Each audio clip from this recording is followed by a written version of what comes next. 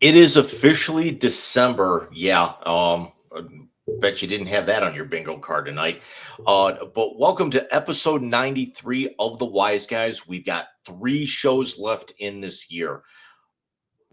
Michael, outside of the obvious, how you doing tonight, my friend? Well, let's see. I got a dig in the back of my head from trying to shave too close the other day. Um, I dealt with some heartbreak yesterday, but the Cavs are 18-3, so I'll take it. I was kind of following it a little bit in the background, throughout the course of the afternoon. Didn't really even watch any football until later this afternoon. Didn't even really play video games. It's like I was just burnt out from the last 3 days. Well, you had a lot of running around to do over the Thanksgiving holiday. I know when we spoke last night, I was on the tail end of my door dashing. When you deliver 4 malt liquors to the uppity people across the causeway, it's one of those nights. Um, and we talked quickly. How much snow you got in the ground? We got about 2 inches now. They said we were supposed to get about two tonight, two tomorrow. But there were some places like I just got a text from my office partner who's in Menor on the Lake, about 15 miles out from here, and she got hammered. Yeah, Uh, they did. she had an appointment that they've already closed it ahead for tomorrow. Yeah, Route 90 was closed from Ashtabula to Hamburg, New York, which is past Buffalo. Where I'm actually even surprised that they're playing this game right now. I mean, the Well, field's in good condition, but you know those people are something else right now. Bill's Mafia is a different animal. As much as I'm a part of it, I'm sorry, I'm not going up there for $20 an hour to shovel out my seat. I live in Georgia. There's a reason and that's not just to be a ball buster. I physically can't do it anymore. My back is shot. Nor'easter snow is like lake effect. Not fun. Yeah, but the difference is that you're among people, and then if you can't be too productive, they'll. I mean, we saw what they did with the playoff game against Pittsburgh last year. That they were making, slides and shoots and everything, and they Hmm. were pushing stuff out of the upper deck down to the lower deck, and then and then everyone starts working down. It was just, it's a different breed of animal. It really is. Um, but Jim, I'm eager to take my beating for this evening. So what do you say we get to the hat trick and I take my seems to be annual shit about yesterday?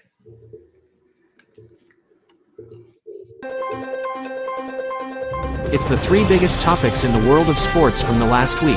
Get ready for the Wise Guys hat trick.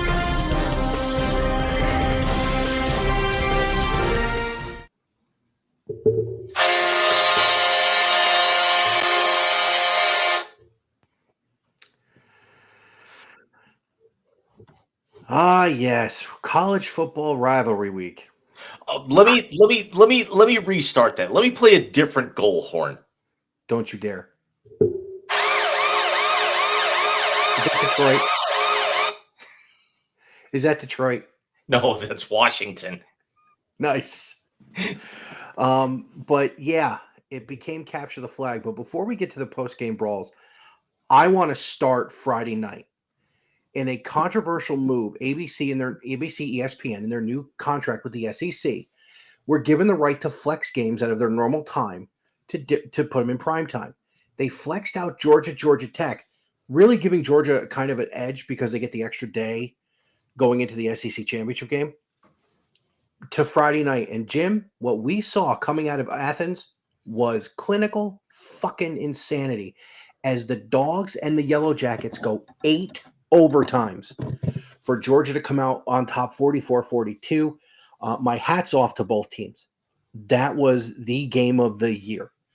An epic showdown between and number one, the best named rivalry. We said that last week. And two, really lived up to its billing of being an actual game this year, with as well as Georgia Tech has played and knocking off Miami and winning a bunch of big games this year. So hats off to those guys first and foremost. I mean, this is something where Haynes King, I think, is quickly shooting himself up a draft board at this point with the performance that he's put on against Florida State was the coming out party. What he did against Miami was fantastic. And then what he was able to do against that vaunted Georgia defense. Say whatever you want about Carson Beck aside. Georgia just has that defense loaded year and year and year. The beatdown that they took at the hands of Texas was inevitable because Texas was going to get theirs. Agreed. And we'll see a rematch of that in the Dome on Saturday. But yeah, let's get to what happened in Columbus, and let's get to, for the first time in this rivalry, I have to say this is on a coordinator and on a kicker. Chip Kelly's play calling was atrocious. You also can't miss one inside 30 yards like Jaden Fielding did. Having said that, it is 4 in a row, and there's nothing you can do about it. So now the conversation starts. Although Ohio State AD Ross Bjork said that Ryan Day is his coach. Again, we've got a long time between now and the end of the playoff, which I think we both agree they're going to get in with 2 wins inside the top 5 by rank at time of game. But it begs the question, Jim, and you have been on this since, well, when we started this in 2021 was the first year we talked about this. You've been on this about Ryan Day. Are you of the opinion he should go with the Bucks on the hook for $38 million? Or do you tell him, hey, you're coaching for your job next season? Bye. You take, okay. So long. See ya, sayonara. Get the fuck out of my locker room. Okay, so I mean, there's Buckeye hater in me says, yeah, keep him. Let him actually choke every year because this has actually been a staple of Ryan Day. As go. Sorry, I'm going to play squirrel here for most of the night because the Bills now are first and goal at the 5, looking to wrap up the division this evening against San Francisco. But there's absolutely no way that they can run that back. You say whatever you want about 21 through 24. Here's the number that's going to make people start puking that wear scarlet and gray. 1,463. That's going to be the number of days that Ohio State has not beaten Michigan by the time that next year's game comes around. Right, and it's a fact of life right now. I will say this. I don't know if it's Homage or one of the T-shirt companies put out the shirt every year, make this one our bitch again. Let Buckeye Nation know I have that shirt. It has 11 different wins on it. Michigan's has 4. That's how many games in the last 15 years they've won. So let's stop the revisionist history and remember, the guy who just left to go to the Chargers was 0-5 to start. He was, but Michael, I mean, you've probably seen this all over social media. Who is the only member of the 2021 recruiting class to have beaten Michigan? There isn't one. Quinn Ewers, who is no longer at the university. No, they lost in 21. He was part of that recruiting class because and then Kyle McCord decides to throw shade from Syracuse. So here's a guy who was partially a scapegoat last year, leaves after losing to Michigan, doesn't even show up for their bowl game, shows up at Syracuse for their bowl game where they get run off the field, goes out and stuns Miami yesterday and throws shade at them at the press conference. Well, look, and is McCord have a gripe? Probably. I think he took a lot of abuse about last season that he shouldn't have. But at the same time, you're talking about a guy who got recruited there because his best friend was the number 1 wide receiver in last year's draft. And the only reason Kyle McCord was on Ohio State's radar is because Marvin Harrison was. So did he have reason to throw shade? Yeah, I think he did. And I don't blame him one bit. That was a hell of a win yesterday that he helped engineer. I will say that I think Miami handed them a hell of a lot more than they should have, but that's just me. and I digress. Although I do love Did you see the comment by the coach from Syracuse? Yeah, the one at Dabo. Hey, Dabo, you're welcome. Yep. That was great. So, Jim, let's talk about that job Because in Columbus. notice how Columbus is spelled down below. Yeah, I saw it, you prick. But let's talk about Columbus just for a minute real quick. Because I want to get to Chapel Hill because that was the end of an era in Chapel Hill. Tallahassee, who gives a shit, to be honest, other than your love of Florida in that case there. But let's talk about Columbus. And I made this point online today. Fully understand why you want him out. He's 1-4 against Michigan. Understood. 100%. That is the most important thing. If he's got to go, he's got to go. But how much of a leash are you giving the new coach? Because now, as desirable as a job as Ohio State is, it's really not. Because of the expectation of, and I agree, I'm not going to change my fandom, but I agree with you, an idiotic fan base that just sometimes doesn't fucking get it. They're a little too big for their britches, and quite honestly, they don't see the forest for the trees. So here's the problem. Yes, 1-4 against Michigan. Horrible. Makes me want to spit nails at him. You know what his record is against the rest of the Big Ten? Yeah, 47-1. 47-1. So you're going to take a guy who's 48-5 over the first 6 years and basically say, time for you to go. Understand why.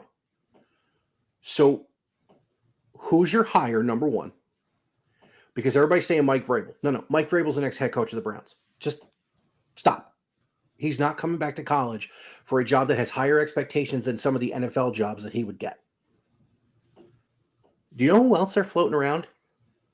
Eddie George, who just won a Coach of the Year at Tennessee State. So now you want to bring in a Heisman Trophy winner who I don't think beat Michigan as a player to run a program that if he doesn't get it up and running and beats them next year in their house, you're going to want him gone. The question I have for you is, who's going to want this job? With those expectations, who's going to want this job? Because now people are saying, get Urban out of the booth or tell Saban to come and unretire. What the fuck? Saban's not coming back. Urban's a distraction. Urban's a distraction. And wow, it says they're actually showing the construction of the new Highmark Stadium next door, and they're starting on the roof already. Are they going to keep it Highmark, or do we know what they're going to? It's still going to be Highmark. I want to say Highmark's bought the naming rights for like 25 years or something.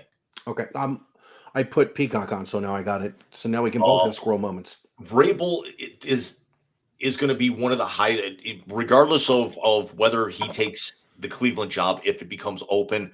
Vrabel's going to be one of the most sought after guys because think about it. This time next month, we're going to be on hiatus, or I should say we're going to be coming back off of our holiday hiatus, and we'll talk about that throughout the course of the evening.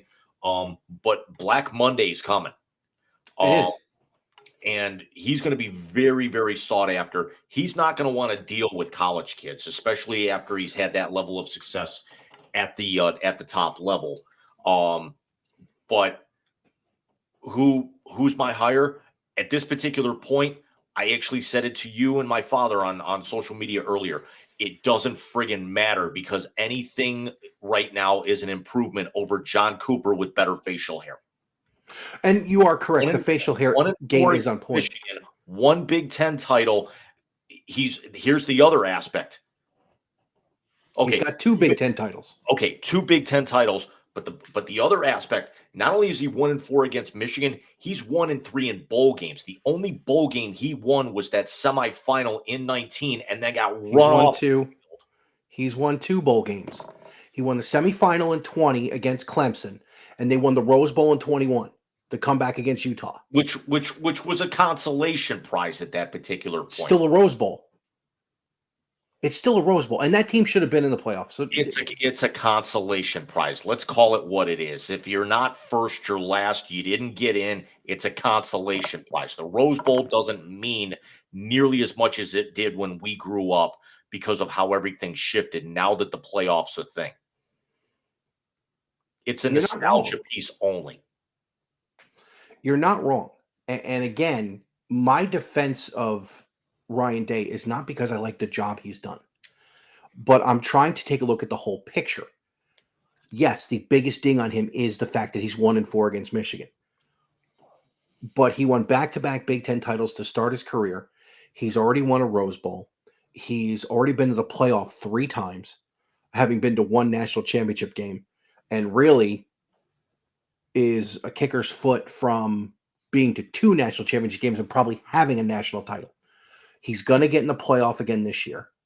He's recruited at such a high level that you are talking about guys going to the NFL from this program who make up the majority of the first round of the draft. This is what a new coach would have to do, and I don't think Buckeye fandom understands that, is that you're going to step in, and yes, name recognition is huge in recruiting, but you then can't say, hey, I've gotten 4 quarterbacks picked in the first round. I've gotten 7 wide receivers picked in the top 8. The first thing Ryan Day can stand there in somebody's bed or somebody's room and do that. Regardless of whether he's back or somebody else replaces him, the first thing they need to do is recruit a kicker, because I told you, you and I talked about it last night. They need to actually start aiming at the front pylon, and maybe they could sneak it inside of an upright. Although, then again, with the bugaboo that they have in key games like this, they'd still miss 6 inches right. Probably. Ruckles was good until that kick in the dome. My drive goes straighter, and I gave up golf 5 years ago. Hey, maybe they should do it like Jackie Mason in Caddyshack 2, where he faced the wrong way. Sorry, interception, and there's a flag. I'm about to see it. Hang on a second. R came up with the pick.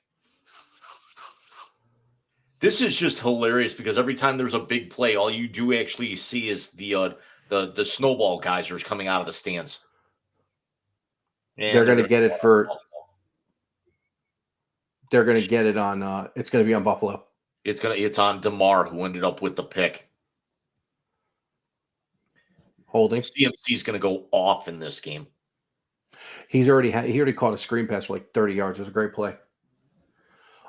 So going back to this, I mean, that's my only fear, Jim, as an Ohio State fan, is that this is going to be a reaction based on one game, which a lot of the times it is. But if you remember it correctly, how many years before if you watch the rivalry thing from 2006, you had 40 years before Woody Hayes where you were fired because you couldn't beat Michigan and the next guy couldn't beat him either. Then they gave Woody Hayes a chance and he stood there for 20 some years. And by the way, lost the 10-year war. Then you fire John Cooper because he can't beat Michigan. No one knew what Jim Tressel was going to be. Tattoos and BS aside, no one knew he was going to be that. Does this school have another ace up their sleeve that they're going to have a guy come in and take it as seriously and win these games? They're going to have to, because everyone thought that Ryan Day was going to be the heir apparent after taking over from Herb, and as McCaffrey is going into the 10th, that's not good. After he basically gave himself up on a pitch out. Yep, that's that leg. Yeah, it's and he was having himself a monster first quarter. He's already actually had 2 runs of 15 yards or more. I mean, he's breaking off the Bills' defense in chunks as they got Matt Milano back tonight after that broken forearm in preseason play. Did they really delay a game? Yeah, now 2nd and 20. But the other aspect is that with Day, you got to actually, it's a what have you done for me lately? And he's got 1 national championship game appearance, has been run off the field, and hasn't even been to his own conference championship game in the last 4 years. That doesn't sit well with a program like that. Kalen DeBoer got Washington to the national championship game last year at Washington. He took over for the greatest of all time. We talked about this last week for a couple of minutes. You know that there's going to be growing pains, but he's still getting them in the playoff, and he's got They're that not getting in. track record. But let's also see what Kalen DeBoer looks like in 2 or 3 more years. Is Alabama back to where they were? It's such a small sample size. Ryan Day's got 5 years. He doesn't have the excuses anymore. They're gone. He's got the biggest payroll in college football, and now ends up with 2 losses. And quite honestly, and when we get into our next segment here, in a few minutes after we talk about the other 3 brawls that happened here, that when we look at the rankings, the fact that they're actually still sitting as high as they are is atrocious, considering how poorly they played yesterday, and should be a double-digit seed. They will be a double-digit seed when they get in. They will be on the road. They will have to win. It's Jake Moody. Did he go to Columbus too? Look, there's not a whole lot I can disagree with you on. I am just merely giving the other side of this. Whereas if this fan base wants to continue to be in the national conversation, who is your hire? Now, I understand what you're saying. Anybody could be better, but you don't know that. There are times where the talent makes the coach, not the coach makes the talent.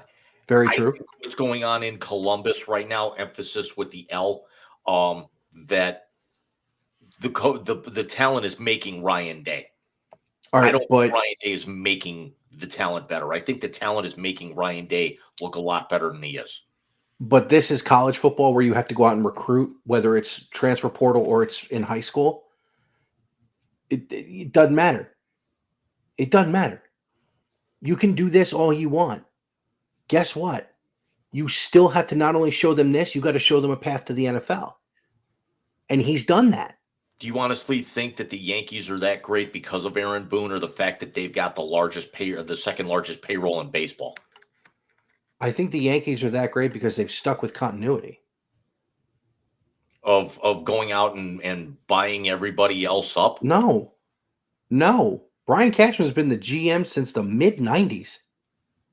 He's overseen the farm system. Remember, that team where they have their couple of high-priced guys, be it Stanton or Cole that they brought in, most of the rest of that team came through that system.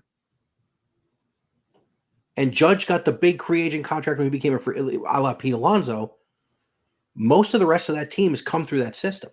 Or they've been acquired by trade. Taco Bell commercial, and now I want Taco Bell. I hate it when that shit happens. But I ain't going out this late. I'm off tomorrow. I'm going to bed. I don't give a shit. So let's move to Chapel Hill in the end of an era. Because I don't think people knew this, but Mac Brown is the winningest coach in UNC football history.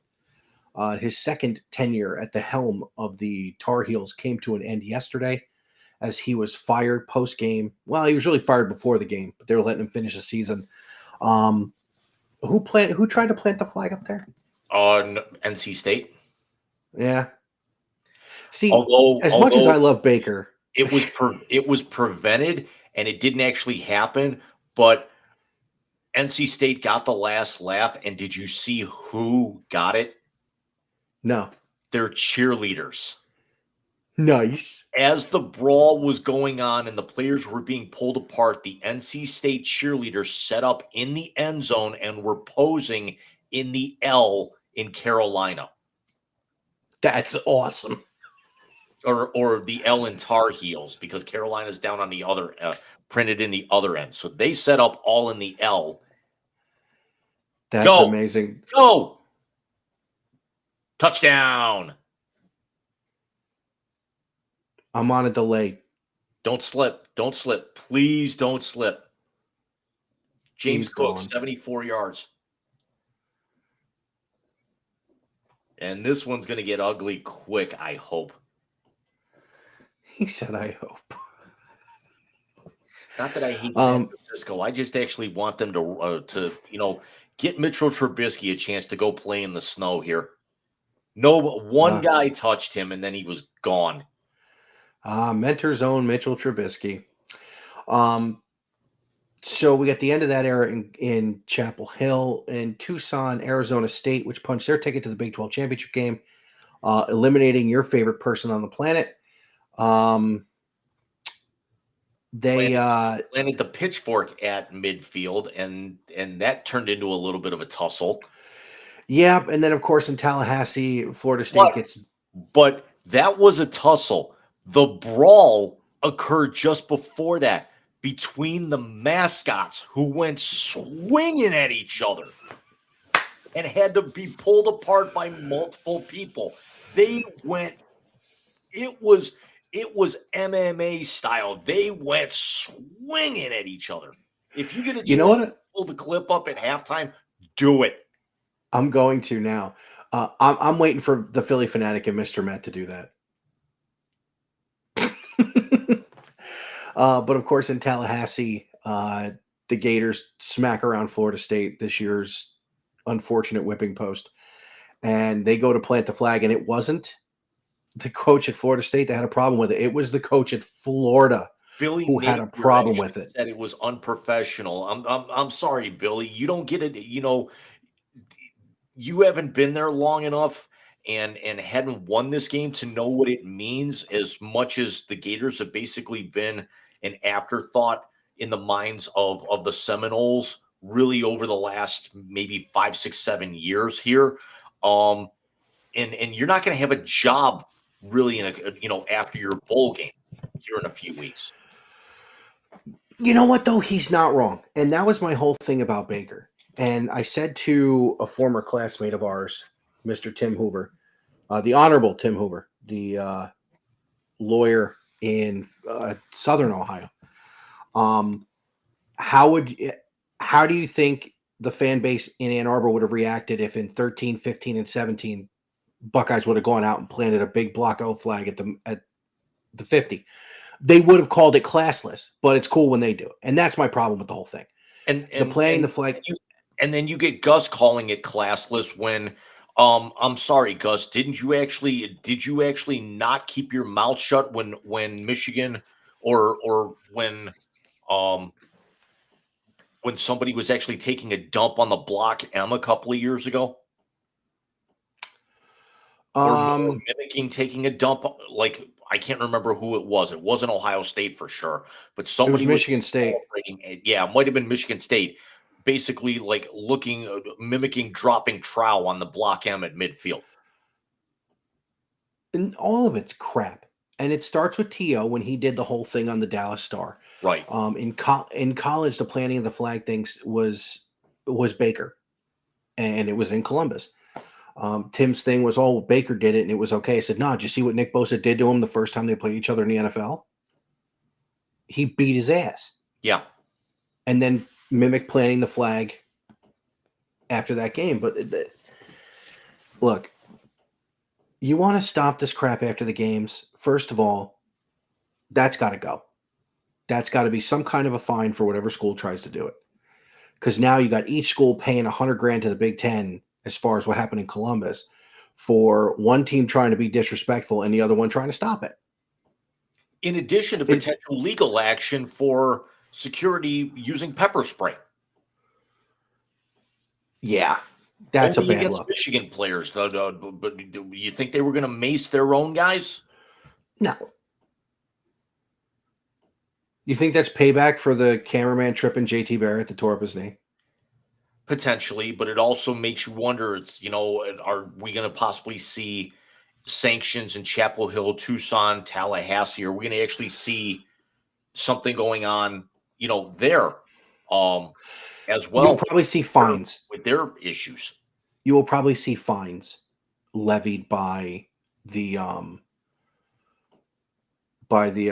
Francisco running back just took off for a big run. You will probably see fines levied, which they should, and it should go to the conference or some kind of charity or something to do that. It's ridiculous. You and I could go all day on this. I will ask you one quick question about the Columbus thing, then we'll jump into the next one. This is a big if. If the NCAA throws the death penalty at Michigan for the Stallions thing, and those 3 years go, does your mind change about Day, or do you think he still has to go? Okay. Just asking. Because here's the other aspect is that, first of all, they're not going to throw the death penalty. It'll never happen. Say whatever you want. I thought that was CMC heading to the locker room for a minute. Say whatever you want. That title's not going anywhere. You can cry, bitch, moan, whatever you want. It's never going to happen. That title's not getting stripped. This is not college basketball where they would do it, in a heartbeat half the time. Yeah. But the other aspect of that is that what happened in the post-game scrum shows you everything you needed to know. Is that even before all this started, you got Day screaming at Shamar Moore. Moore's trying to pull his players apart. Day's just standing there with his thumb up his ass. Yeah, I saw that too. Again, not a good look. It's lack of leadership. He lets the inmates run the asylum because of all the money that they're making and the fact of what kind of power the players hold there. Ryan Day is a puppet who's getting paid big money right now. Yeah, no,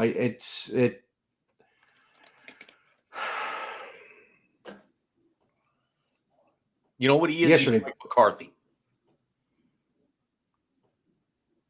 Okay, who's Jerry in that one? Who's their AD? No, it's a new guy. It's not Gene. It's not Gene. What's his name anymore? It's Ross Bjork. It's Ross Bjork. It's spelled just like the chick from the 90s. I'd call him Bjork to his face, but that's just me. What do we got for topic 2 there, Jim?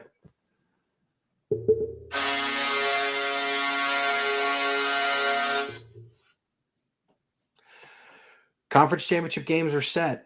We have Clemson and SMU, Arizona State and Iowa State in the Big 12. SEC, a rematch of Texas and Georgia. The Big 10 is Oregon, Penn State, and the Mountain West, which is the other one we're really keeping an eye on, UNLV against Boise. Jim, let's break it down left to right. And we see we've got the top 25. Yeah, Ohio State should be 10. I would shift everybody up 1 and move the Bucks to 10, to be honest with you. Florida should be way farther down than 14. Or Miami, excuse me. Yeah. So let's break down the championship games. Clemson, and we'll do it quick. I'm going to pause the scroll here for a minute because we could break these down and then we'll actually have what our model is, the model that we put together, the weekly model for what the playoff matchups are going to look like. Okay, so Clemson, SMU. I like SMU in that game, to be honest with you. I think offensively they're rolling. I do too. It's, the Pony Express is completely back in a thing. And, Clemson's got themselves going in the right direction, but they're running into a juggernaut on and especially as fast as SMU plays and the fact that this is going to be on a neutral site. This could be a track meet, and I don't like Clemson's chances keeping up with SMU if that happens. No, I don't think Klubnik can win a shootout, to be honest with you. So I like SMU to win that game and to be – I think SMU is going to end up being the 3 seed only because they're going to give the Big Ten champion the 1 and they're going to give the SEC champion the 2. Right. Unless you've even got a possibility here. Let's say, we're jumping ahead a little bit. If Georgia wins, depending on how close that game is, well, then again, Georgia being the 5, I could actually see SMU being the 3 here with this. But depending on how that SEC game shakes out, if Georgia wins a close one, SMU might actually have an argument where they could be the 2. Or I'm sorry, they could potentially be a 2. Yeah, I mean, there will be an argument there. But the committee is SEC biased, as we all know. I mean, come on. The network that is going to broadcast these games is trying to find a way to get 3-loss Alabama in the playoff. It's, as much as it sounds hatred on my end, it's not untrue. That Big 12 game is a tough one to call. Two teams I don't know much about. These were two teams that were middle of the road and both got hot at the right time, and now everybody's talking about them because it was BYU for the longest time, and then BYU slumps and in creeps, Iowa State, Arizona State, and Colorado, and we know that Colorado's effectively done. This game, first of all, it's going to be an eyesore because they basically wear the same colors. Oh, and shit. and the other aspect of that is that this is going to be probably the biggest toss-up of any of these games, I would think. Yeah, I mean, I'm leaning Arizona State only because that's where Herm Edwards coached. They had a quarterback with maybe the greatest football nickname because it was also a wrestler, and Jake the Snake. And well, that's where Pat Tillman went too, right? Yeah, I'm leaning Arizona State in that one. Cyclones are no fun. Sun Devils try to plant pitchforks. I actually have to go with Iowa State in that one. I love Matt Campbell. He's one of the names that were thrown out too to come to Columbus. It could make some sense because he's got some ties there, but let's actually see, what he does. And because if they win, they're in. I don't know if they're going to have enough for resume to be able to get a bye. They could actually end up getting a bye if UNLV stuns Boise. Yeah. But they could maybe be a one and done. But there were also a lot of people remember before Stefanski was hired with Cleveland after they broke off Hugh Jackson. There were a lot of people that thinking Matt Campbell could have jumped because of the ties that he's got to the Ohio area. That's very true. That's very true. Let's get to the SEC game. This opinion for me is not going to make me popular where I live. I think Texas is going to beat their ass again. Listen, Georgia Tech took them to 8 overtimes. Rivalry game, throw the records out. I get it. Carson Beck has a problem throwing the ball to everybody but his own team. You can't do that against a team that, number one, Quinn Ewers is still a very good quarterback and will probably be one of the top 4 drafted this year. But at the same time, if they have to go to a backup, it's Arch fucking Manning. Yeah. Who is dynamic. I'd like to know how the athleticism skipped 2 generations in the Manning family or 2 people, because Eli and Peyton are dog shit athletically. And I'm taking Peyton's play up on your screen here in a second. What was that? Is he carrying half the 49er defense? He catches that ball at the 25. Look at where he ends up, and that also should have been a face mask. Yeah, it should have been. Or was it? Was he actually just trying to go for the ball and Knox was holding it so high? Nope, that's face mask. That should have been a 15-yarder. It's a 39-yard gain, and we're already at the 2-minute warning. Man, it's a quick game. It really is. 39 so I like first half. Jeez. I like Texas in this game. I do too. Granted, it's basically a home game for Georgia. And if we've learned anything, Georgia likes playing in that dome when they're not playing Alabama. I think right now there's one team and one team only that's got the shot of knocking off Oregon right now with all the momentum that the Ducks have. Yes, they've actually got some close games. And I think that's Texas. I think Texas is a legitimate national championship threat. And I think that's where your final is going to end up being. But we could talk about that here next week because I want to say they'll be announcing the pairings as we're on the air next week. The pairings are announced at noon on the 8th. So we'll be able to break down the actual first round of the tournament. And all the bowl games, because all the other bowl games will be announced too. Yeah. So we'll be able to break down the bowl games, but at the same time, we'll be able to really handicap the tournament. The Big Ten game, which is going to be the primetime game, Yes, our penultimate show. So we're going to get to 95 next Sunday, the 8th. But when we get to the Big Ten game, the Penn State Oregon game, I think Oregon's going to run Penn State out of the gym. I think the only way the Big Ten game was going to be close is if the Buckeyes would have won Sunday. Because it seemed like since the Oregon game, the defense had taken over. And again, let me say this about that game. The Ohio State defense played amazing on Saturday. Their offense was absolute piss poor. I think that they did play very well, but it's also something that, kind of going back to that here for like 2 seconds, and then we'll Yeah. on here, is that they have an issue that they cannot stop Michigan running. They were not it was not, Donovan breaking off 15, 20-yard runs. Alex Orji had Michigan's biggest play from scrimmage yesterday with that 4-1, sweep at that point. Yeah.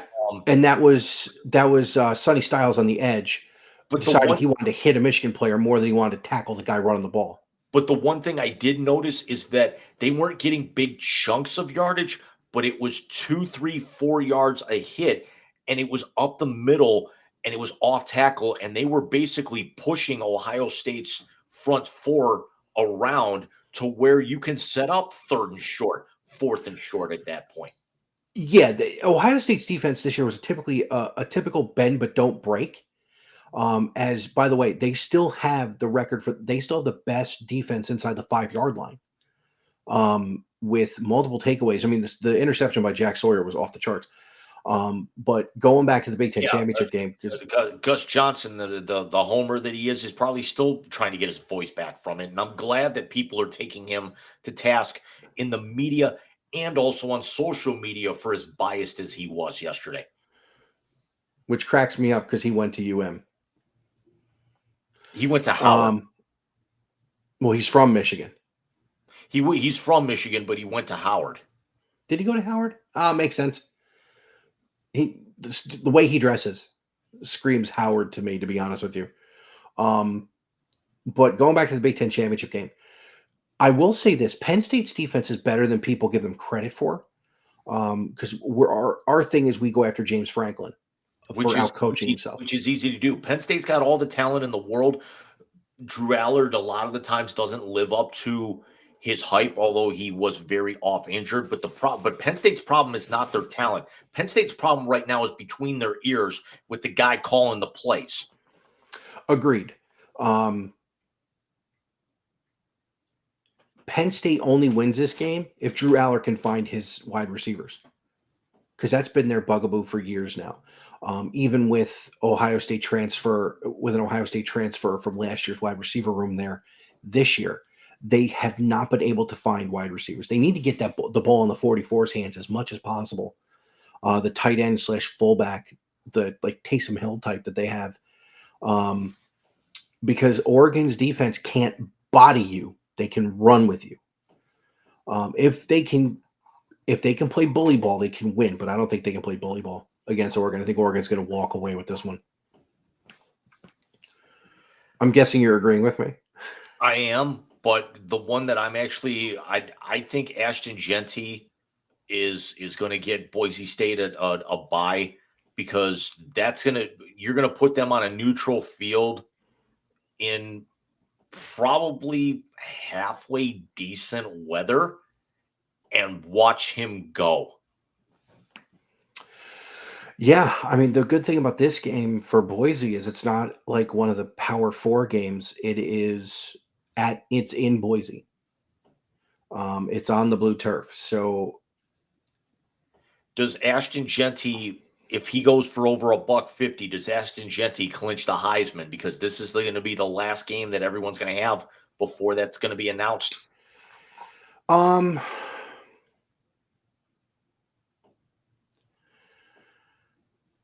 Probably.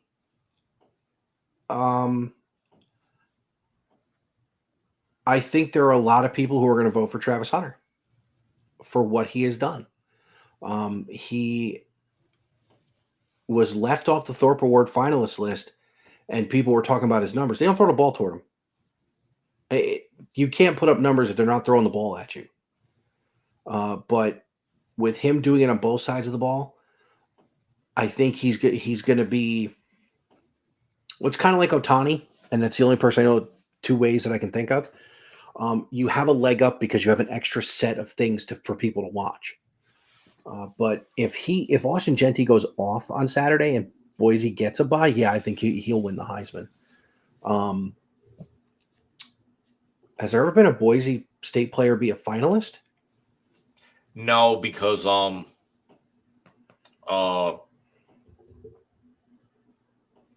can't think of his name now. The quarterback?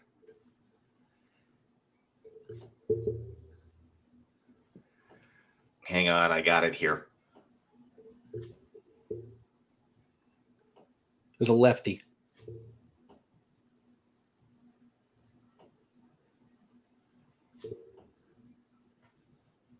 Somebody in Buffalo has a sign that says, "Pretty sure this is our year."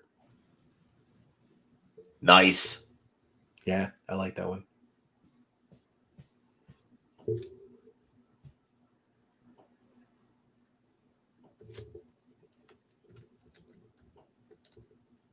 Ian Johnson was the running back. Mm-hmm. Jared Zabransky was the quarterback. I couldn't think of his name. Because I did a piece on Gentry earlier in the year, and I could not remember Zabransky because Zabransky basically put himself on the map the second half of the season, but it was but Gentry has been basically this good from the jump. Mm-hmm. Listen, for a guy from Boise to win the Heisman would be amazing. Kind of like when Randy Moss should have won it. Yeah, because it's always good to actually get one of them smaller schools, in there, or Gonzaga, like an Adam Morrison up for a Player of the Year from tiny, Gonzaga before they actually became kind of the power that they are now, going to be joining the Pac-12 in basketball next year. Yeah. Hey, who was Randy Moss's quarterback at Marshall? Yeah, shut up. Some guy who actually you have a jersey of and didn't really amount to too much. Well, he's another trivia question too. Who's the only quarterback to win AFC East Division titles when Tom Brady was the quarterback of the Patriots? Chad. Butt fumble. That wasn't Chad Pennington. So I'm going to take those down and let's actually throw the scroll up. No surprises. Texas jumps to 2, Penn State 3, Notre Dame 4, Georgia 5, Tennessee 6. Boy, should not be 7, SMU 8. I'd even put them at 8. If the highest they should be is 8, behind SMU, who's going to play for a conference championship, but you don't put them behind Indiana, who they beat up. Now, here comes the model. They're not in it, are they?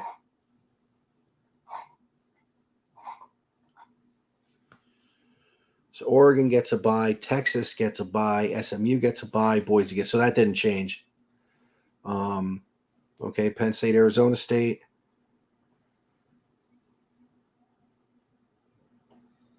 They're the 8-9.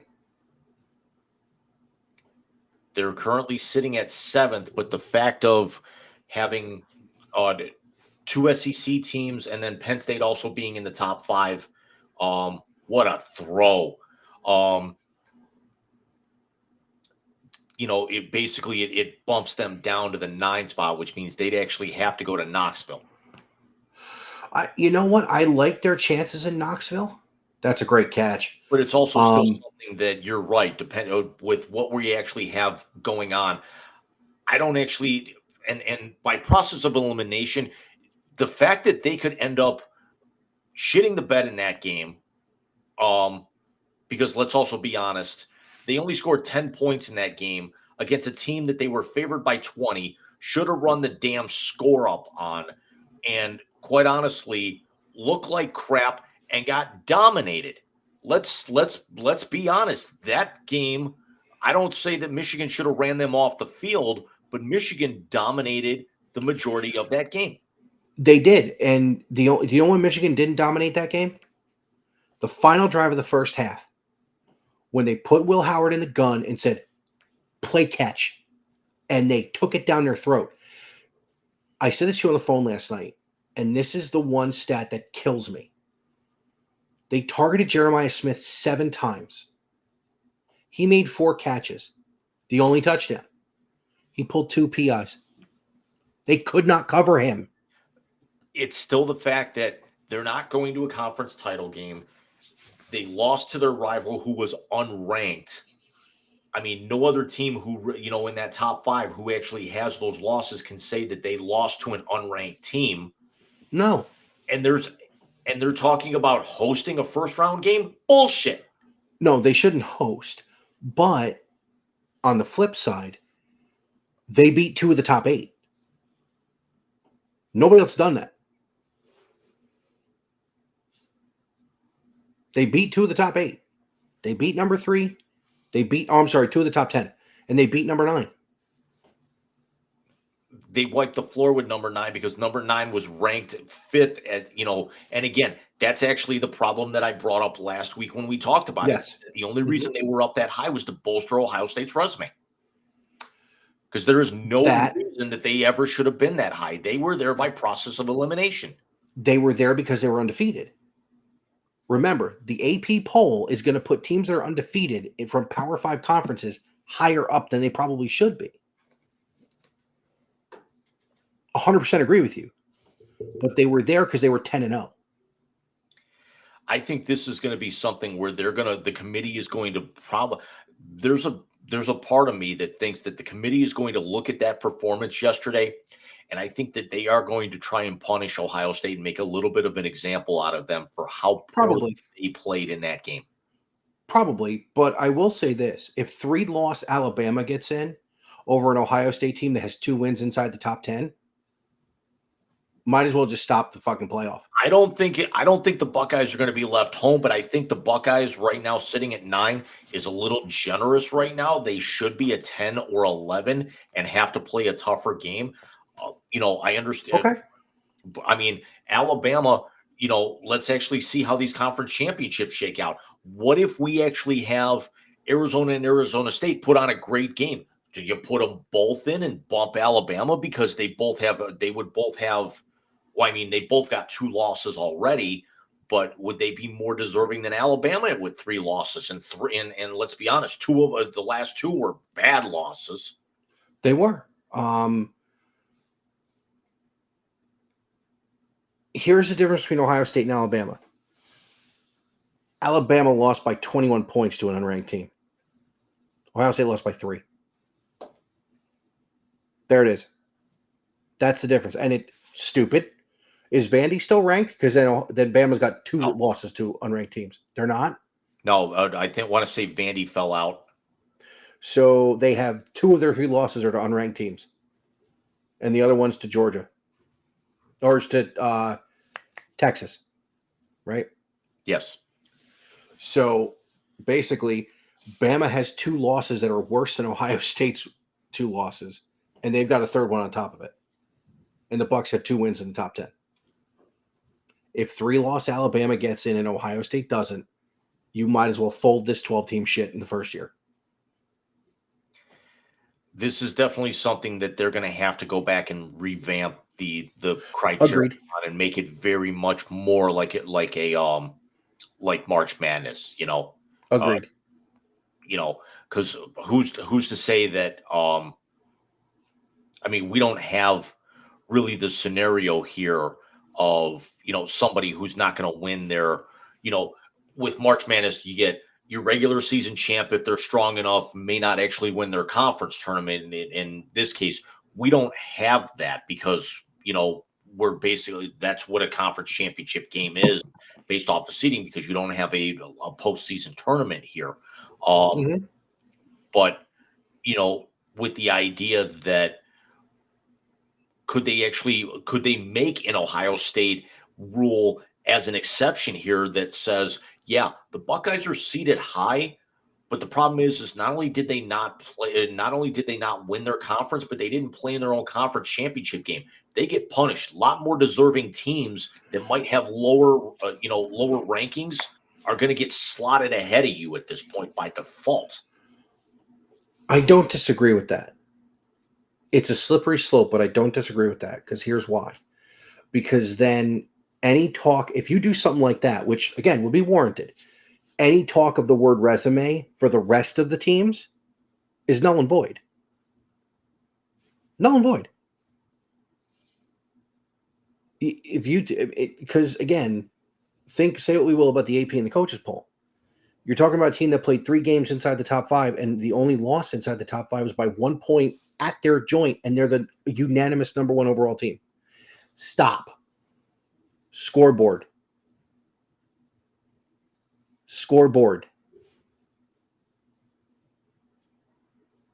We can say it when they run it up, and we don't say, because by the way, that should have been 52-10 in Columbus last weekend or 2 weeks ago. But they're not going to get credit for that. So as much as you want to bust balls, why should they take a shot for it?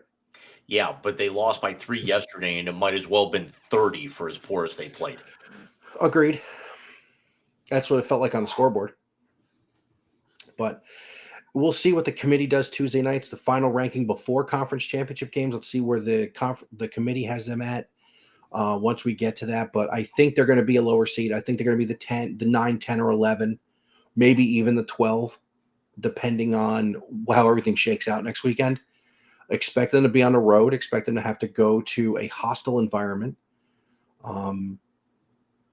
Part of me hopes the top 4 stay exactly the same, even though they won't. Oh, yeah, they will, because Penn State's not there. The top 4 stay exactly the same, and Ohio State has to go to like Arizona State, who they, in theory, should kill. Of course, they should have done that shit yesterday. And get to the second round. Play a good team, see what happens. Speaking of guys getting, we talked in the first segment about a guy who is very likely to get broken off. Let's now turn our attention to a guy who was actually broken off.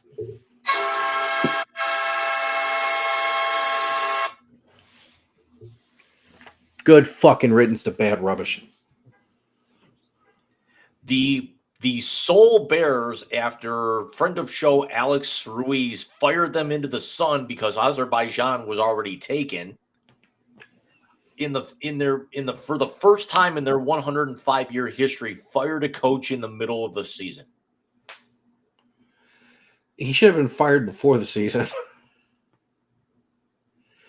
But it also is the 4th consecutive quarterback that they have drafted, fired the coach after during or after his first year.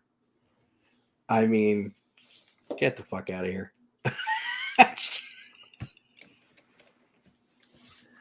There's a name that actually as I was driving home last night, I was listening to Infinity Sports Radio, which is CBS, what CBS Sports Radio used to be known as.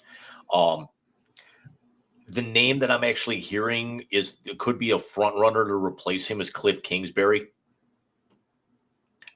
I don't think Cliff Kingsbury is going to come there because he's so used to playing and coaching in warm weather. He's not going to want to deal with that.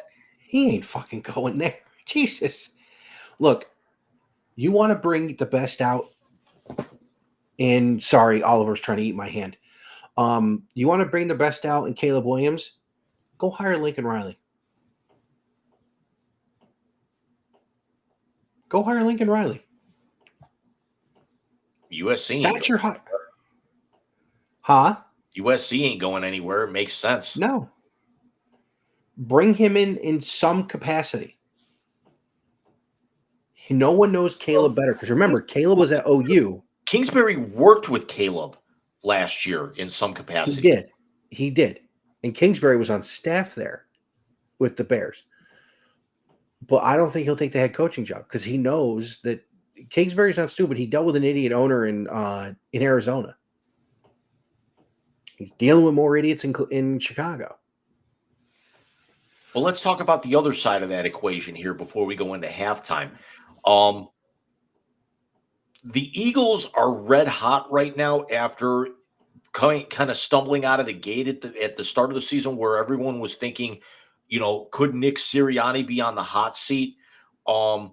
The Lions are 11-1 for the first time in franchise history, and yeah, they lost another guy on defense. Aiden Hutchinson is walking around without crutches, and they're saying if they get to the NFC Championship game, he could be ready to play, even if he's on a pitch count. He certainly would be back by the Super Bowl. Are we looking at an inevitable Philadelphia-Detroit clash in the playoffs? Yes. I think that'll end up being your NFC Championship game. It would be fun if it was in Ford Field to see what Saquon can do on that fast turf. Has Saquon, and here's the other aspect, going over to the AFC for a minute. Kansas City continues to win. They've already locked up a playoff spot. They have not locked up the division. The Bills are a half away from not only clinching a playoff spot, but clinching their 5th consecutive AFC East championship, as they are running all over San Francisco right now, 21-3. And quite honestly, they actually just need one break to fall their way, and then they would actually have the tiebreaker against Kansas City for that victory a few weeks ago, where the Bills could possibly be the number 1 seed, to where, Kansas City would actually have to go to Highmark, even though they actually went up there last year. But the Bills are just rolling and rolling and rolling. Matt Milano comes back off of injury today, so we know that could be where the AFC is heading right now. Josh Allen or Saquon Barkley, who's the MVP right now? That's a good question.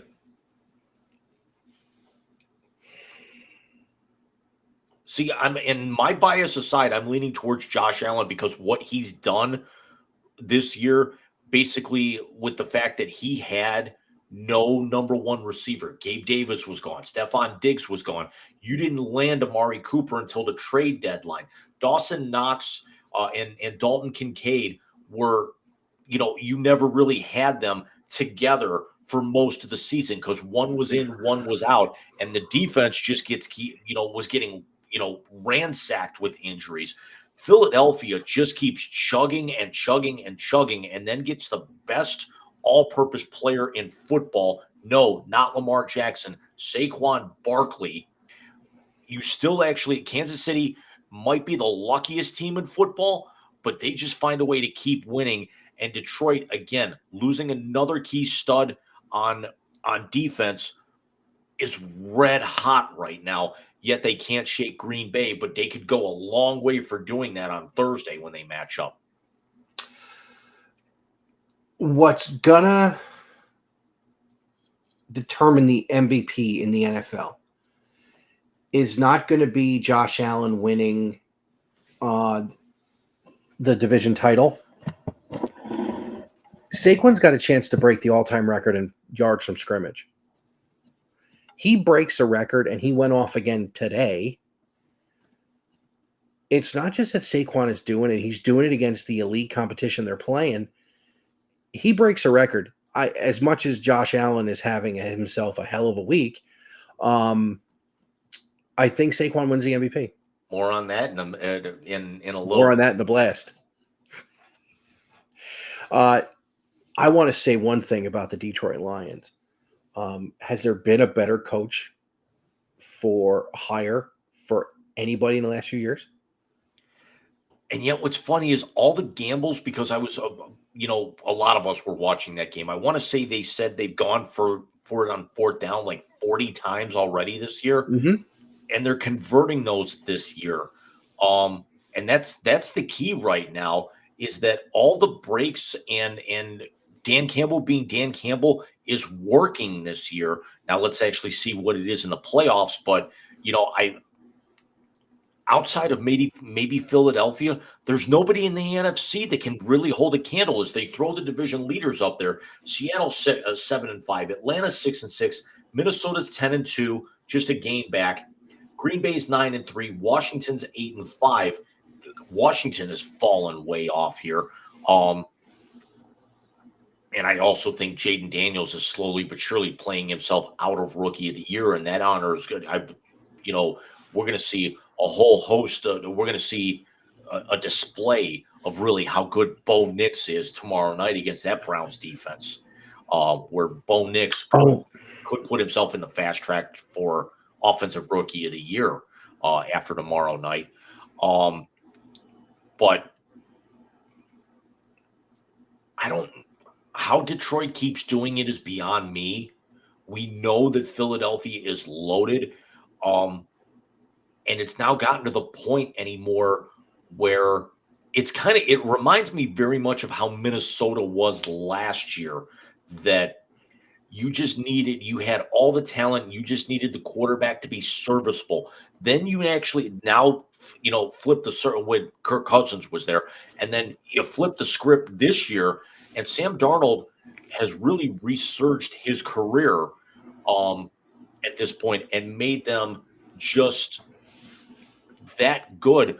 But now you've actually got Jalen Hurts, who just needs to be serviceable. He doesn't need to be the stud that they expected him to be a few years ago because you've got that stud in Barkley.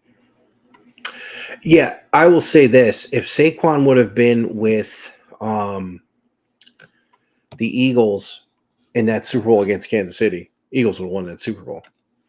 He's that type of player that can change, a game like that. Yeah, it's going to be interesting coming down to the wire. By the way, We got a great one that's going to be on the air next week. is that Sanford? Is that Kansas City, San Diego, or Chargers? City and the Chargers from Arrowhead. Yep. I keep hearing in my head Chris Berman. As San Diego Superchargers. Or Jim Rome. Show me your lightning bolt. But okay. Squirrel.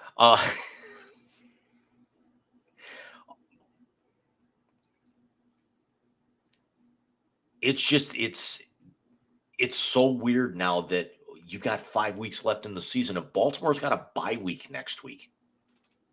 I mean, why their schedule Baltimore needs the bye week. late in the year is beyond me. Even though Baltimore's now with Pittsburgh's win, I think Pittsburgh's got a 2-game lead in that division with 5 to go. Yeah, Pittsburgh's going to win the AFC North. Yeah, they've got a game and a half lead. We said if they had competent quarterback play, as much as it bothered us, they were going to win. And the tandem of Justin Fields and Russell Wilson has been competent.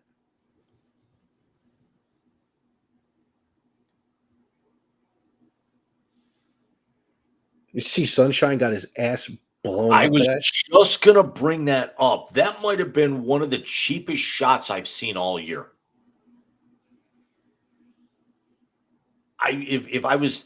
Quite honestly, if I was Jacksonville, I'd sit him for the next 2 weeks as bad as he got laid out.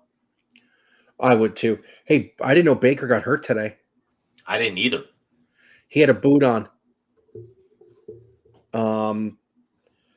Somebody tweeted this out. Baker Mayfield had a boot on his right foot and had already fulfilled his media responsibilities. But when he saw two Charlotte, and they spelled it out CLT, reporters in the locker room, he wanted it to be known that he thought Bryce Young played his balls off today.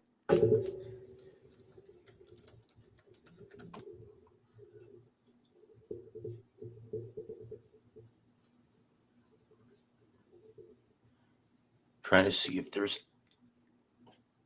any sort of update now. They probably won't see anything until tomorrow morning. We'll see. We're an hour and 10. You want to take a few? Yeah, let's actually do something that we didn't do last week, and let's actually take a break for a change. So we'll be back in 8 minutes. I need a few minutes to charge this too. So we'll be back.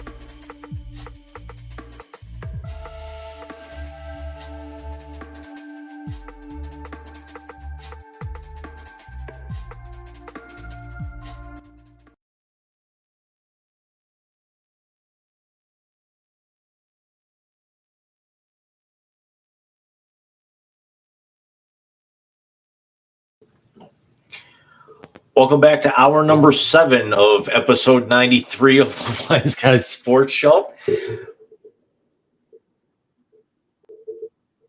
Michael with a little bit of an oil change, probably topped off, as he does not have the earphones in.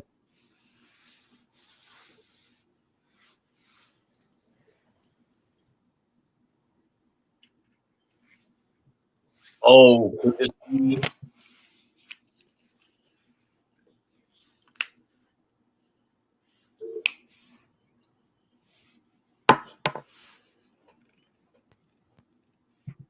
Usually you'd send me a note. Decided to actually switch things up a little bit. That's As the all right. 49ers fumble on the goal line. That's adorable. Yeah, I was trying to find anything out about Baker that I could while we were sitting here. And I want to say that was a 67, 68-yard return. Jesus.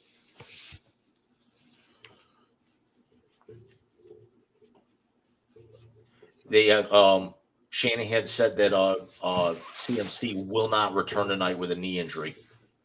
Wonderful. Imagine how good he could be if he could stay healthy. Yeah.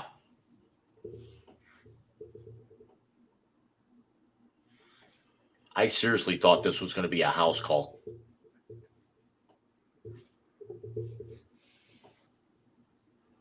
What a turn of events. Just when San Francisco has a great drive set up by a fantastic Deebo Samuel 60-yard kickoff return, it basically Buffalo causes a turnover, flips the field, and this one is going to get a lot uglier in the second half because San Francisco can't stop the run. So here comes a whole heaping helping of short passes as Mike Tirico was actually doing like sound effects, saying it was, and Collinsworth was saying it was straight line football, that you're not going to see guys running anything other than straight lines, on their crossing routes or their posts or anything the rest of the day.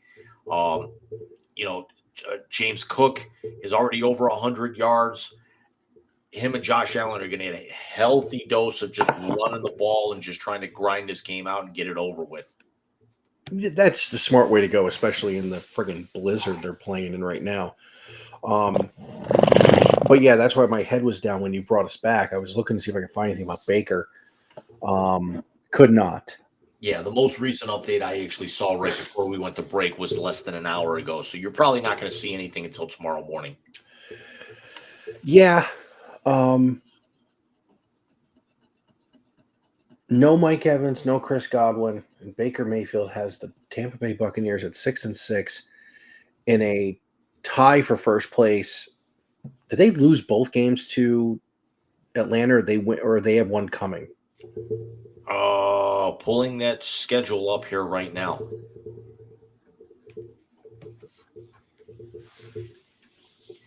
Tampa Bay's remaining schedule, hosting Vegas, at Los Angeles, at Dallas, home to Carolina, home to New Orleans. So the two games against Atlanta were swept 36-30 in overtime back in week 5, and then 31-26 in week 8. And Mayfield went for 330 in that second one. Yeah, so they've got to actually win more games than Atlanta to win the NFC South, which is the only way I think they're getting in the playoffs anyway. So what do you say we hear from our good friend Uke right now? You haven't noticed, and judging by the attendance, you haven't. It still makes me chuckle.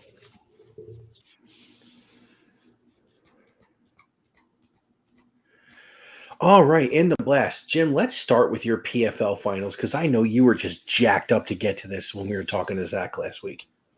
The opening match of the entire card was Dennis Goltsov against Oleg Popov, two Russians, and for the heavyweight championship. Popov had the longest winning streak of any heavyweight in mixed martial arts at 17 wins, and Dennis Goltzoff was the runner-up for the PFL championship last year. Dennis Goltzoff makes Popov tap out in just about 2.5 minutes in the first round, when we all thought it was going to be a very violent knockout from one of these guys. You were excited when I talked to you on Friday about that fight. That was I've quickly become a little bit of a Dennis Goltzoff fan from a lot of the PFL cards that I've seen through the over the course of the 2024 season had him on them. I was incredibly impressed by him in the semifinals back in August. But my bread and butter was Dakota Ditcheva is finally a world champion. I was going to ask, how'd your girl do? She was challenged a little bit, but basically, started making a lot of distance by like trying to knot up the leg with the front kicks. Definitely, she got taken down a couple of times. She got put in the clinch a couple of times, spun out of it really well, and for the second time in her 5 fights this season, ended up with a technical knockout based off of a body shot. Jesus. That's down at the 6. See, your boys went backwards. Yeah. She gets you could definitely tell that, she's just lining up Talia Santos, and, they could have actually stopped it at one point.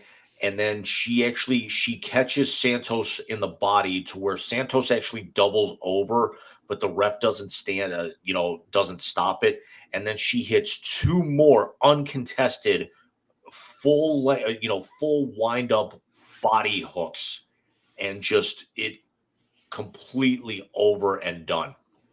And then puts lipstick on in the post-fight celebration, because that's become a staple of Ditcheva, because everyone thinks that, she's an attractive young lady. You've seen her, everyone is actually kind of calling her the Barbie doll, the chosen one or whatever. So at every time somebody, calls her out or calls her something, she's basically mocking them in the post-fight celebration. So Talia Santos called her a Barbie doll. So she put lipstick on with her mouth guard still in, like a Barbie doll, as she was actually getting her $1 million check.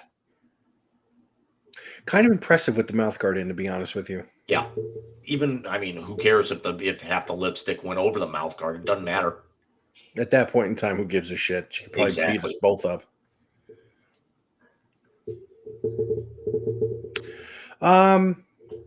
Josh Allen took a knee this weekend, James. And not on the field. He'll probably be taking a knee in victory formation, but not the one we're talking about.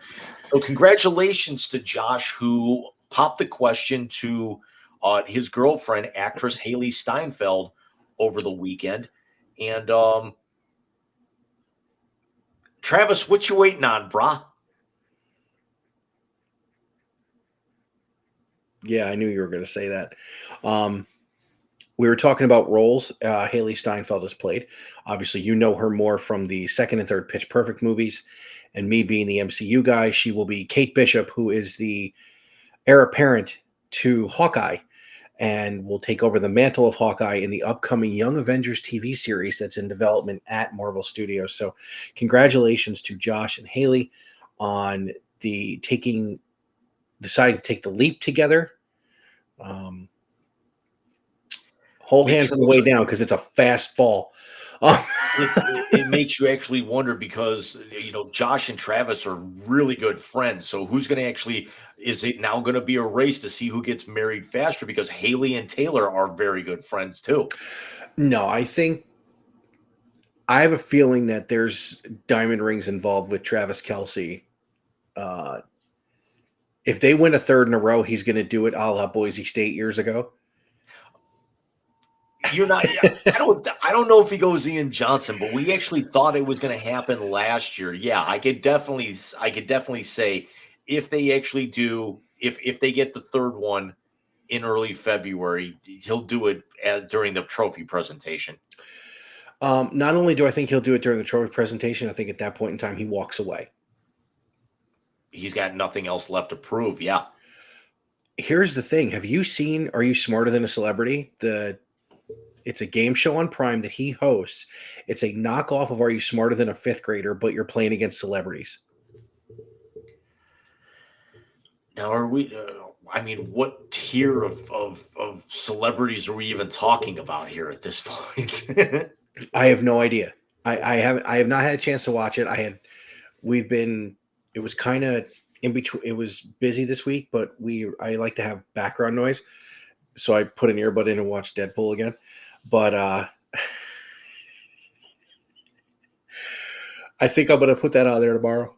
Oh, I think I'll watch it tomorrow. I'm off tomorrow. So, yeah, there's that. But yes, congratulations to those guys. So let's leave college basketball for the end because obviously we got to close the blast on some sad news. But something funny about the UConn one when we get to it. But what did Columbus do? Columbus traded former first-round pick, and I want to say he was 6th overall, David Juracek, to the Minnesota Wild, and the Wild acquired a 2022. The Wild ended up sending Damon Hunt, and there were a bunch of other picks. So the Wild sent Hunt, a first-round pick in 2025, which is top 5 protected, a 3rd in 2026, a 4 in 2026, a 2nd in 2027 to Columbus, and then Columbus sends a 5 in 2025 to Minnesota along with Juracek. So that's reading to me like Minnesota's trying to go all in, and they're basically looking for Juracek to kind of jumpstart his career after it really just didn't take off in Columbus with as bad as Columbus has been. And really restocks Columbus, with their rebuild in the wake of their tragedy right now. And this is just Columbus, really going all in on selling off the farm outside of Adam Fantilli at this point and try and see where they can end up with these picks in the next couple of years. But it just basically just makes Minnesota that much stronger because now that division's wide open because the Winnipeg Jets lost their 4th in a row to Dallas, to the Dallas Star with a 4-1 loss to Dallas this afternoon. Dallas has now caught Winnipeg for the division lead. Did they really? Yes. Did you see what happened the other night? Speaking of Minnesota, when they played Pittsburgh? I saw a few things about that game. Which one is more specifically are you speaking of? The number 1 star of the game for the Wild was Marc-Andre Fleury. Tang and Sidney stayed on the ice because they knew it was going to be him to kind of give him, a little pat on the back. I thought that was classy by Sid and Tang. Yeah, the other thing that I actually saw was Ryan Reeves taking smelling salts that weren't strong enough, so he actually ended up getting ones that were so strong he nearly threw up on the bench. Hey, who's the guy from the NHL on Turner that got in the fight? Did you see that? Paul Bissonnette? One of the hosts, Rex, maybe? Who is it? Is there a guy named Rex on there? The guy it kind of looks like a grease ball. I know there's Bissonnette. Gretzky's with them. PK's over on ESPN, but he'll make actually appearances on Turner once in a while. Who's the hockey analyst that got in a fight over the weekend? It was Paul Bissonnette. As they just actually show the picture of Josh popping the question to Haley. November 22nd, that was actually a week and a half ago, and how did they just keep this secret? It was during the bye week.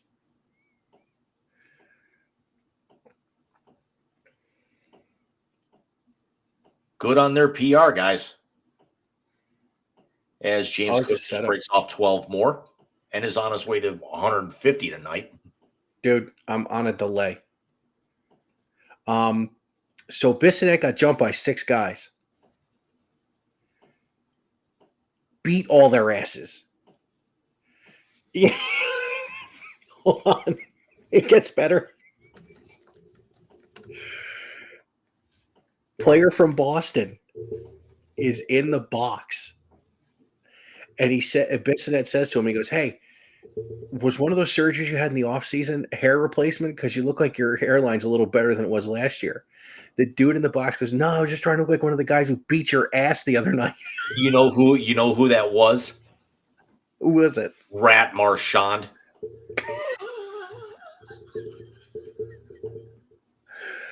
I refuse to watch that clip on the sheer aspect that it's Rat Marchand. And then another guy, I don't remember what team he was from, but it was the same game. He goes, "Hey, man, we just want to let you know we're real proud of you. We would have helped you out, but we're real proud of you." The 6 dudes who jumped him went to jail. Good. Agreed. I just thought that was funny. Here's a funny thing about the UConn thing in Maui, Jim. They lost to Memphis, and Dr. Ed Scott, my childhood friend, another big win for Memphis after a big win during football this year, beating Florida State. So congratulations to Memphis. Did they win Maui or did I want to say they did, but the UConn thing, I want to, it started with them losing a very, very close one and a very controversial one to where Dan Hurley got teed up in the final few seconds of the game. He was UConn pissed. suffers their first loss and then ends up going back to back and finished dead last in Maui. Yeah. But then again, if there's a tournament you want to finish dead last in, Maui's probably the one. Exactly, because it's first of all, it's way out of conference here. UConn was number 2 in the nation, got was undefeated, had 6 first place votes. I guarantee after those 3 losses, you're going to see one of the biggest tumbles of any team sitting that high in the polls, really in recent memory, easily in the last 25 years. Yeah, no, they're going to take a nosedive. But again, they're not. The NCAA rankings don't mean shit until February when you start your conference tournaments. Right. But then we've got the sad stuff on the end. And at 99 years young, the sports world has lost Louis Carnesecca, the iconic coach at St. John's in New York City. He was a New York City basketball icon. Growing up in the 80s in upstate New York, and granted, I was 2 hours north of the city, but all the St. John's games were on. And this is back when they were the Red Men. Yeah. This is before the Red Storm crap and all that. But he was a New York basketball icon. Coached in the NBA. Did he coach the Knicks too? I don't remember if he coached the Knicks, but I do also remember, he had the one Final Four in '85, with Chris Mullen's team. But he also was a very good studio analyst with CBS Sports for a number of years. Yes, he was. But 99 years young, man. It was either the Knicks or the Nets. I can't remember which one he had. It was the Nets from 70 to 73. That's right. Those were the Dr. J Nets. He was an assistant at St. John's from 58 to 65, was the head man at St. John's from 65 to 70, took over the Nets for the 3 years, and then after leaving the Nets is at St. John's from 73 to 92.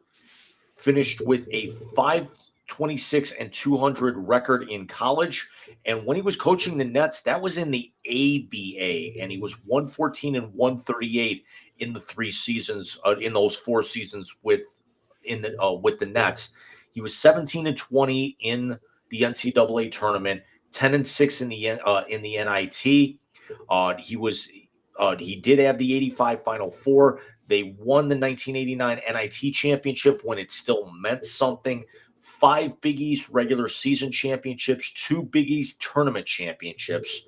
And he was also the UPI Coach of the Year in '85, a 3-time Big East Coach of the Year. He was inducted into the Naismith Basketball Hall of Fame in 1992 and the College Basketball Hall of Fame in 2006. And he's also was inducted into the New York City Basketball Hall of Fame in 1993. What a run. And here's and just to make it even that much more tragic, he was literally 4.5 weeks away from.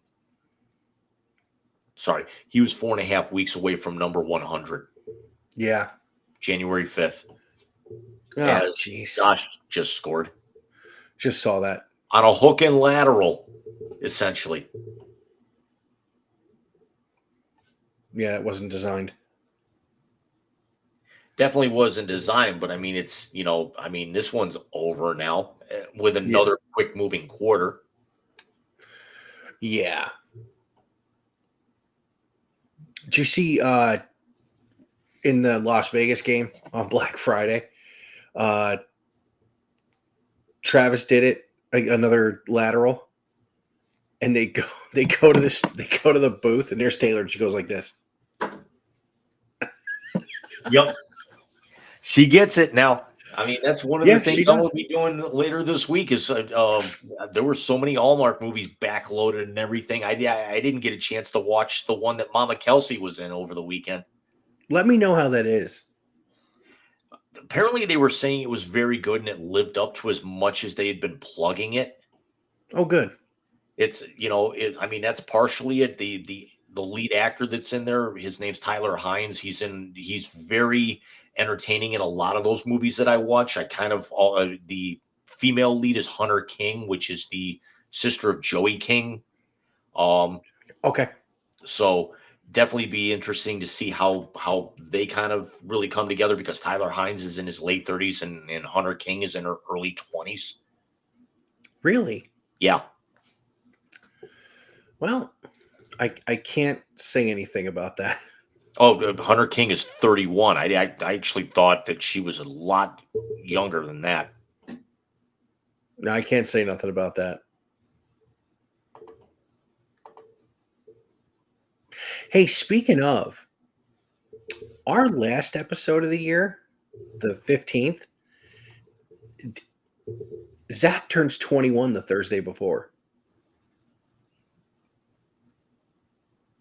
I haven't thrown a graphic up for that, but there may be even an earlier start time than normal on that one, because anyone that wants to come on, we're already throwing the invite out there 2 weeks early. Mike doesn't have to put Bobby to bed yet if he doesn't want to. Him and Steph can come on. We can actually see if Papa Blue Gnome might want to pop on for a few minutes. He never will, though. But we'll throw it out there. Anyone from, any one of our Wisey crew, any one of you guys out there watching this now or on demand, come on in, chat with us. We're basically going to talk the college football playoff for about 15, 20 minutes, and then it's going to be a 2 to 3 hour free-for-all to end our 2024 season. Absolutely. We'll have we'll talk about our favorite moments. We'll talk about the fact that there are certain jokes we make that still have legs to this day. And we'll do some preview of what 2025 is going to bring for the Wise Guys. We'll also do, just like we did last year, we'll count down our favorite off the rails moments from last year, from the year that was. I want to say that the one that was posted earlier today is going to be up there. Yes. So Jim, we've only got one thing left to do tonight. Win the whole fucking thing.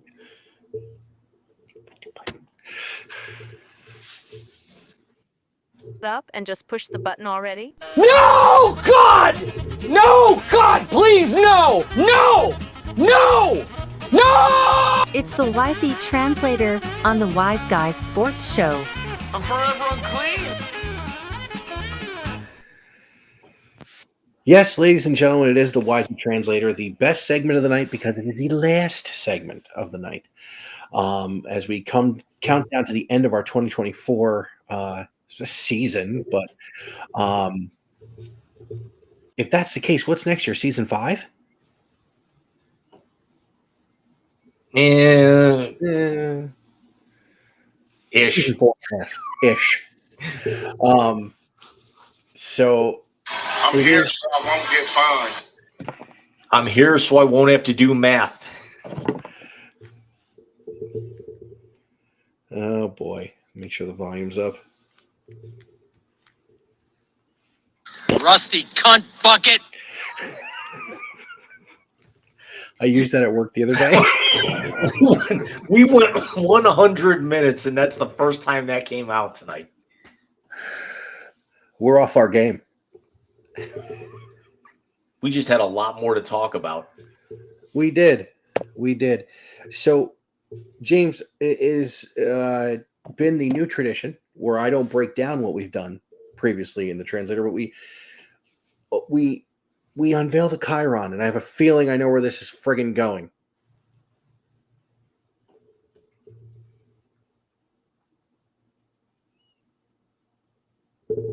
Rusty cunt bucket.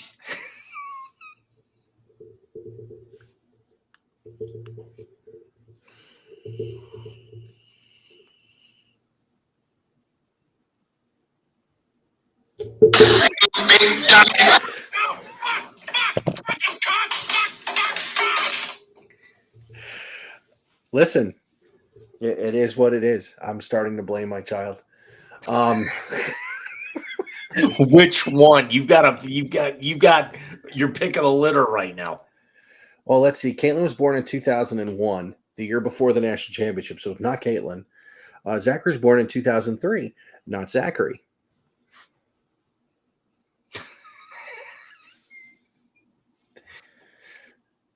Although I will say this. I will say like this. The Bobby sound effect now. Yeah, I will say this. He sat here with me watching the game for a good chunk of it because he's 3. He's not going to sit and watch the game. But when they scored the touchdown, he goes, Buckeyes! Brainwashing them so young. It could be worse. Kalen has him screaming in his mother's face when he does something wrong. Go Dogs. Dude. I don't know where he's going to spend most of his teenage years, in the hospital or the principal's office. I'm here so I won't get fined. I just did the same thing. And then I dropped my phone. So it's incumbent upon me to give the first one. James, I'm going to go a little current event here with you. And I'm going to give you this name. Your first name in tonight's YZ Translator is Christian McCaffrey.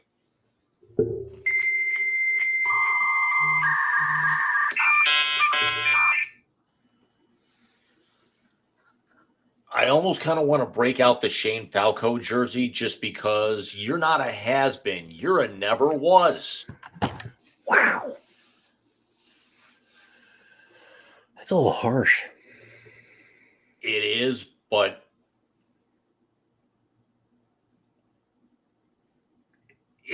we've seen injuries cut athletes' careers short, and I almost kind of want to call him Fredo, even though I've never seen the movies, because every time we think that, he's turned the corner and he's going to become one of the greatest players in the history of the league, then the injury bugaboo comes and he pulls us right back into reality.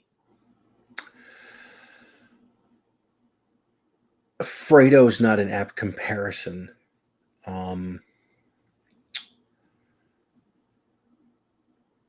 He's Sonny. Like I said, I've never seen the movie, so it was just the first one that came to mind.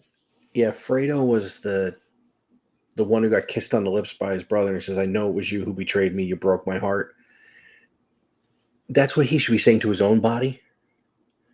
But he's Sonny because he wants to fight, everything else, war, and then he gets killed.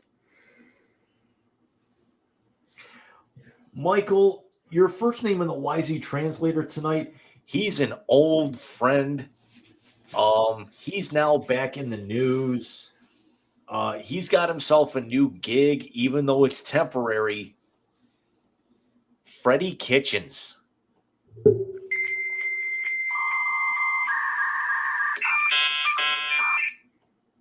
You see my confusion at the pick of this name, and that is kind of like the look he had on the sideline the entire year. He was the head coach of the fucking Browns. Freddie Kitchens is actually named the interim head coach in Chapel Hill. He won't be bad in college. He was a decent offensive coordinator. He's not a head coach. Nothing wrong with that. Nothing wrong with that whatsoever. He's just not a head coach. When he goes to say "whoop-de hell," it'll actually say, it'll hold a hell of a lot more water than it, in Chapel Hill than it did along the lakefront here. Yeah. He speaks their language there.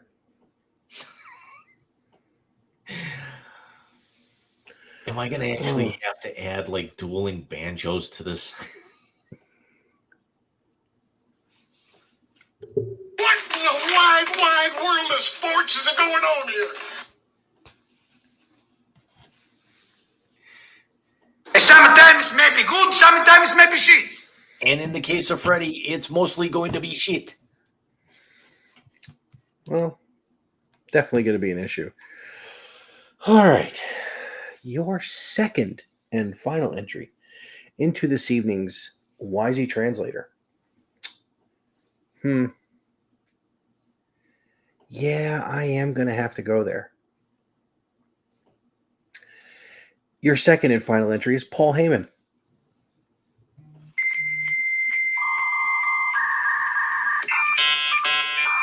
I did not watch the show yesterday. I'd rather actually watch paint dry on grass that's trying to grow. But he's still the greatest manager, second greatest manager of my lifetime, and probably one of the most influential figures I've ever seen. And the pop that he had when he came back on Friday, the Friday before, was the stuff of legends. Managers don't get that level of pop. Who do you think is the best? Bobby Heenan. That's what I thought. Would you think I was going to say Slick? I have Heyman at 3. I have Bobby Heenan. I have the Mouth of the South. I have Heyman. 4 for me, and this is from the heart, is Paul Bearer.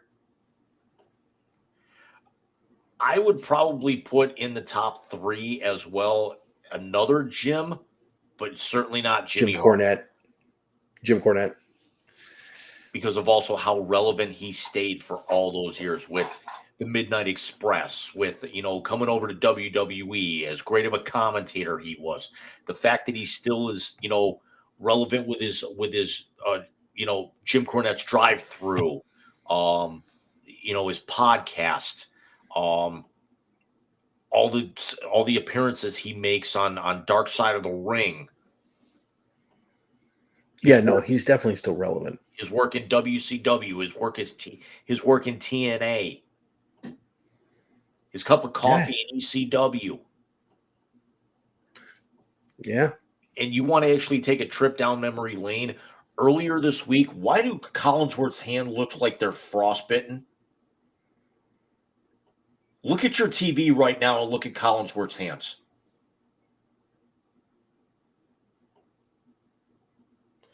He's on blood thinners. Okay.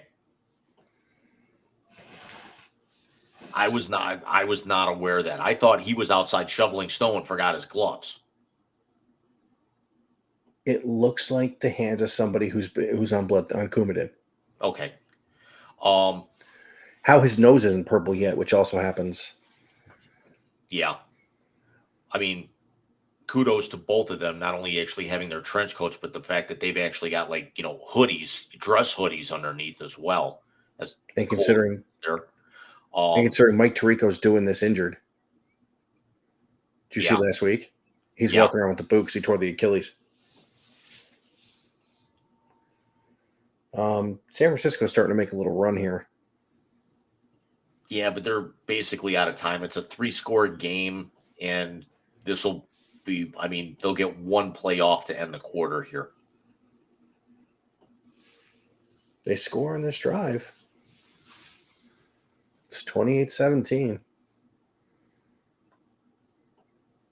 Michael, your final name in the YZ translator tonight. He also now has a new job. It's not going to be nearly as obscure, but somebody went back home. Andrew Luck.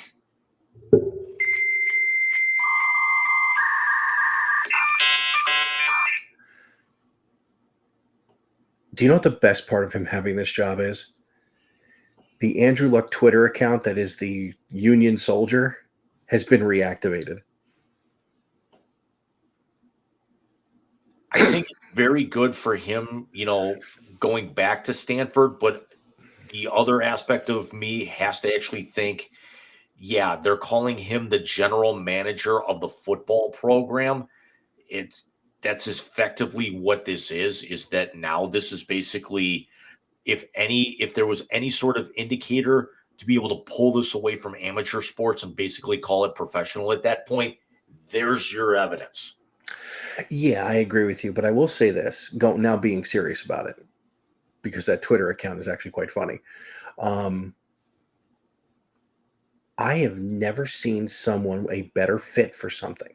He doesn't want to play anymore because of the injuries and the way his body felt. But he's too young and has too good of a mind for the game to not be involved. And he doesn't want to go back to Jim Irsay and the shit show that is the Indianapolis Colts.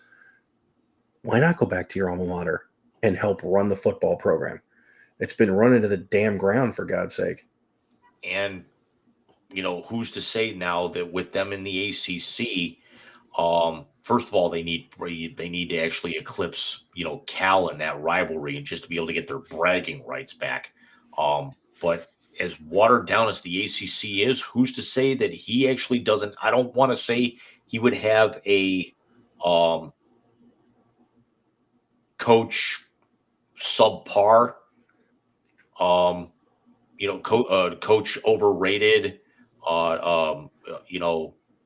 coach nepotism type resurgence with that program in that conference, but with his mind as opposed to coach nepotism's money, it's definitely something that he'd be able to steer them in the right direction, get some of their recruits, maybe flip a couple of guys from a Miami, a West Virginia, a Clemson, and be able to get them going in the right direction. Certainly point it up because let's be honest, they can't actually go any lower. Yeah, they can. They can beat Purdue, who broke off their coach as well. I love this Bud Light commercial where the guys are in the wrong commercials. Oh, with Shane Gillis? Is It's that Shane who that Gillis. is? Yeah.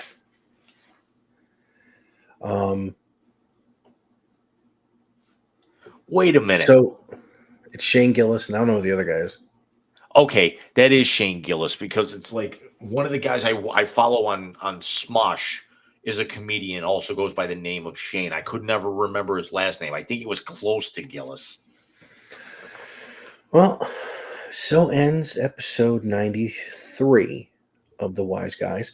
We will come to you next week, same time, same channel, for episode 94, where we will break down the first round of the college football playoff, as it will have been announced already. A little bit of recap on conference championship, of course, NHL or NFL, NHL, NBA.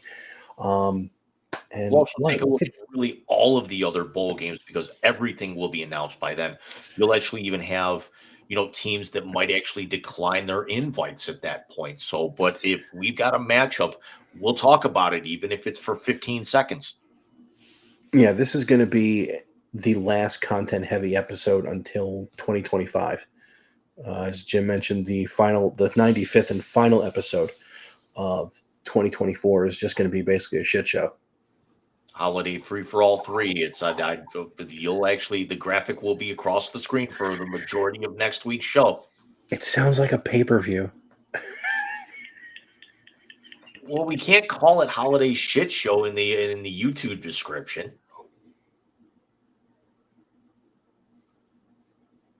You sure about that? I don't want to risk it, dude. Oh, Oh this is God. fun. Well, They're actually showing the people trying to dig their way, and not even so much shoveling, but people trying to dig their own seats out. of course, last time they had a game like this, they had a guy jump out of one of those suites with no shirt on. Yeah, and then there were stories of people jumping out of the second deck into the first deck because of and into gigantic snow piles. I mean, it's Buffalo. It better not be like this when I'm up there in 6 weeks. It might be. It better not be. Oh, that's right. You got the Sabres game in 6 weeks. What night of the week is that game? It's going to be a Saturday afternoon. I mean, we'll definitely be staying overnight. We just don't actually want to extend it an extra day if we have to, because my brother and myself are going to have to go back to work the next day.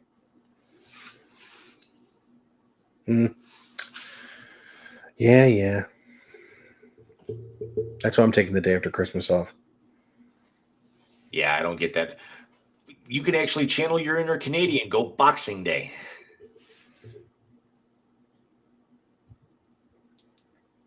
Nah.